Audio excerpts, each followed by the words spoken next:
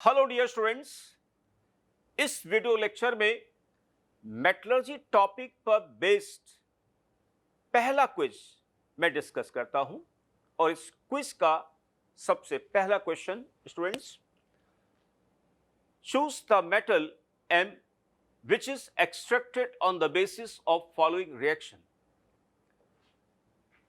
Students, ये metal sulphide की roasting बताई गई है, रोस्टिंग है और ये रिएक्शन सेल्फ रिडक्शन की है, यानी metal M is extracted by self reduction. तो तीन मेटल ऐसे होते हैं जो सेल्फ रिडक्शन से ऑब्टेन किए जाते हैं, जिनमें lead, copper and mercury. So answer will be C. Next question है students, blister copper contains about, copper के एक्सट्रैक्शन में बेसिमराइजेशन के बाद जो कॉपर हमें मिलता है उसमें 98% कॉपर होता है, जिसको हम ब्लिस्टर कॉपर कहते हैं। Next question, which of the following combination of reactions is involved during commercial extraction of copper metal? Dear students, copper is extracted by self reduction, मतलब roasting followed by self reduction यहां पर होगा। तो जैसे पहली reaction नहीं हो सकती क्योंकि यहां पे कार्बन रिएक्शन आ गया। सेकेंड रिएक्शन में roasting followed by self reduction, देख पा रहे होंगे यहां पे, this is roasted, this is unroasted. C नहीं हो सकता क्योंकि यहां थर्माइट रिडक्शन दिया गया है। डी भी नहीं हो सकता क्योंकि यहां पे कार्बन रिएक्शन दिया गया है। Next, now MCQs, which of the following reactions is oblique or exothermic? पहला reaction decomposition of limestone endothermic होगा। सेकंड और थर्ड, इसमें कोक का या कार्बन का कंबशन दिया गया है, दे विल बी एक्सोथर्मिक। साथ ही साथ स्टूडेंट्स, यहां पर हेमाटाइट का रिडक्शन दिया गया है और इस रिडक्शन में बेसिकली क्या हो रहा है, CO यानी कार्बन मोनोऑक्साइड का कंबशन हो रहा है, it is converted to carbon dioxide, तो इसलिए ये भी एक्सोथर्मिक होगा।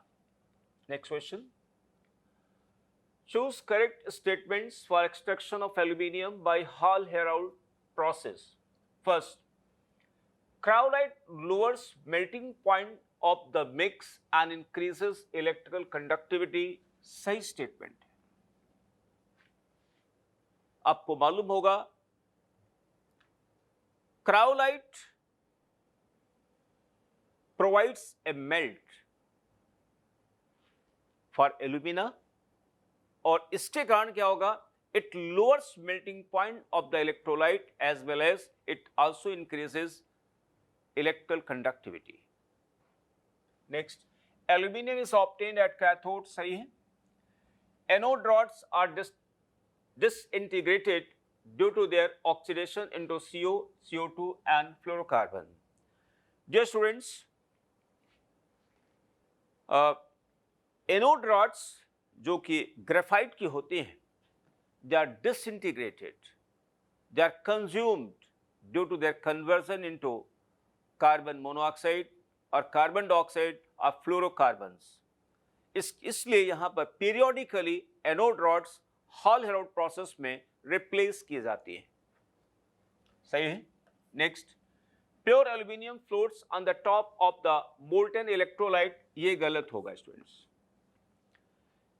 एक्चुअली जो एल्यूमिनियम हमें एक्सट्रैक्ट होता है हॉल-हेरोल्ड प्रोसेस में, ये थोड़ा डेंसर होता है then cryolite, then electrolyte, and that is why it is collected from the bottom of the cell.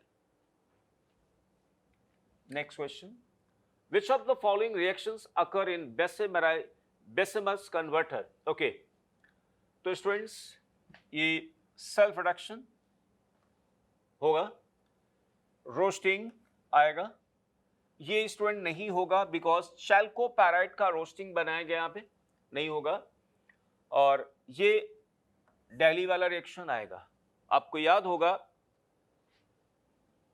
Copper के एक्सट्रैक्शन में रोस्टिंग के बाद एक मैटर मिलता है जिसमें 98% होता है नियर अबाउट Cu2s और 2% होता है यहां पे FeS। इसको मैटे बोलते हैं, ठीक है ना। और इस मैटे को जब हम बेसेमर कन्वर्टर में ऐड करते हैं और प्रोसेस स्टार्ट करते हैं तो सबसे पहले इसकी रोस्टिंग हुई और FeS रिमूव होगा in the form of what, slag. और उसके बाद फिर इसका सेल्फ रिडक्शन होगा और कॉपर हमें मिलेगा। Next question, extraction of pure zinc metal from sphalerite involves. देखिए जो students, sphalerite is basically zinc blende या ZnS इसको कहते हैं, फॉर्मूला होगा ZnS। तो स्फेलराइट से जिंक को ऑब्टेन करने के लिए सबसे पहले क्या होगा, रोस्टिंग आएगा। देखिए जिंक का एक्सट्रैक्शन होगा कार्बन रिडक्शन से और सल्फाइड ओर है तो सबसे पहले हम रोस्टिंग कराएंगे। रोस्टिंग के बाद आएगा यहाँ पे स्टूडेंट्स, सेल्फ रिडक्शन नहीं होगा, एक्सट्रैक्शन इसका हो जाने के बाद प्यूरिफिकेशन डिस्टिलेशन से आएगा। सेल्फ रिडक्शन नहीं होता है, रैपिड कूलिंग आएगा। स्टूडेंट्स जो जिंक हमें मिलता है कार्बन रिडक्शन के बाद वो वेपर फेज में होगा, ठीक है ना।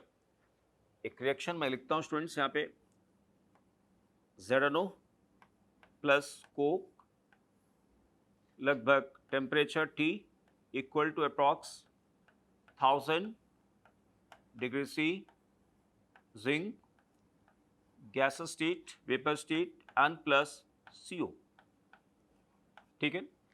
एक्चुअली जिंक का बॉइलिंग टेम्परेचर होता है 907 degree C and coke can reduce ZnO into zinc above 1000 degree C, 1000 और above 1000 डिग्री C।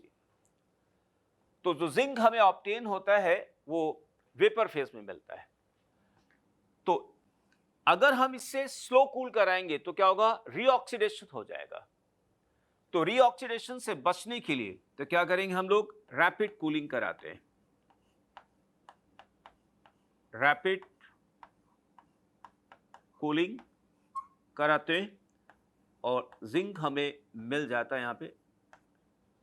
और इस रैपिड कूलिंग में कार्बन मोनोऑक्साइड अभी भी गैस स्टेट में रहता है। Okay, next, refining of tin by poling involves। Dear students, जो टिन हम ऑब्टेन करते हैं फ्रॉम कैस्टराइट, उस टिन में आयरन की इंप्योरिटी होती है, मैग्नीज की इंप्योरिटी होती है और वुल्फ्रम की इंप्योरिटी होती है। तो refining of tin by polling involves, सबसे पहले है reduction of SnO2 to tin, सही है। पोलिंग आपको मालूम होगा कि molten tin is heated in presence of atmospheric air and it is stirred with green wood pole। तो इसमें क्या होगा, सबसे पहले मैग्नीज की इंप्योरिटी ऑक्सीडाइज होगी, आयरन की इंप्योरिटी ऑक्सीडाइज हो जाती है and to some extent, to some little extent tin भी ऑक्सीडाइज हो जाता है। लेकिन जो hydrocarbons which are released from the green wood pole will reduce SnO2 into tin। Oxidation of impurities of iron सही है, stirring with green wood pole सही है, reduction of NnO to Mn ये गलत होगा, ठीक है ना। impurities of iron and manganese, they are oxidized while SnO2 is reduced into tin, नहीं आता है। स्टूडेंट्स, ये वुल्फ्रम की जो इम्प्योरिटी है इलेक्ट्रोलिटिक रिफाइनिंग के दौरान एज ए नोट बट के फॉर्म में हमें मिलती है। Next question, which of the following reduction reactions is oblique are employed in the commercial extraction of concerned metal? ठीक है ना स्टूडेंट्स, इस फर्स्ट ऑप्शन में आयरन का एक्सट्रैक्शन किया जा रहा है लेकिन हम एल्यूमिनियम ले रहे हैं, गलत हो गया। सेकंड, क्रोमियम का एक्सट्रैक्शन है, थर्माइट रिडक्शन सही है स्टूडेंट्स। गोल्ड का एक्सट्रैक्शन है बाय मेटल डिस्प्लेसमेंट सही है स्टूडेंट। जिंक को डालेंगे, रिडक्टेंट होगा, गोल्ड को रिप्लेस कर देगा। देन स्टूडेंट्स यहां पे लिखा हुआ है reactions are employed in the commercial, हालांकि ये रिएक्शन दिल्ली वाली रिएक्शन सही है लेकिन कॉपर का कॉमर्शियल एक्सट्रैक्शन हाइड्रोजन रिडक्शन से नहीं होता, सेल्फ रिडक्शन होता है, इसलिए स्टूडेंट्स दिल्ली आंसर नहीं होगा। Next, the main reactions which occur in blast furnace during extraction of iron from hematite is oblique are पहला सही स्टूडेंट्स। आयरन के एक्सट्रैक्शन में स्टूडेंट्स मेन रिडक्टेंट होता है कार्बन मोनोऑक्साइड जो कि Fe2O3 को फाइनली रिड्यूस करेगा आयरन में। ये रिएक्शन नहीं होगा क्योंकि जो सिलिका की जो इम्प्योरिटी है वो FeO के साथ कंबाइन नहीं करेगा। एंड कोक की बात किया जाए स्टूडेंट्स, यहाँ पे मेन जो कोक जो है, कोक का बेसिकली कंबशन होता है कार्बन मोनोऑक्साइड में और कार्बन मोनोऑक्साइड Fe2O3 को रिड्यूस करता है, ठीक है ना। तो इसलिए रिएक्शन सही नहीं मानी जाएगी और ये रिएक्शन सही होगा। ए एंड डी स्टूडेंट्स आएगा इसमें। Okay, next, spelter is purified by. सबसे पहले बात करते हैं स्पेल्टर है क्या स्टूडेंट्स। शॉक कूलिंग के बाद जो जिंक हमें ऑब्टेन होता है उसको हम लोग स्पेल्टर बोलते हैं, यानी इम्प्योर जिंक को स्पेल्टर कहा जाता है। तो स्पेल्टर से प्योर जिंक को ऑब्टेन हम दो मेथड से कर सकते हैं, आइदर बाय फ्रैक्शनल डिस्टिलेशन या फिर इलेक्ट्रोलिटिक रिफाइनिंग।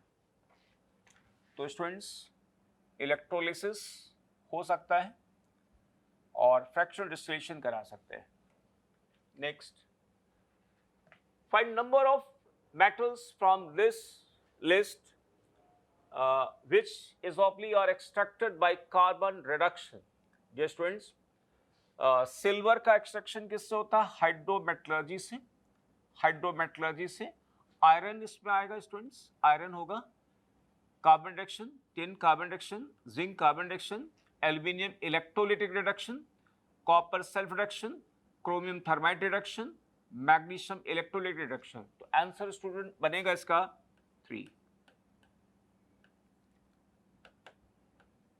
3.0।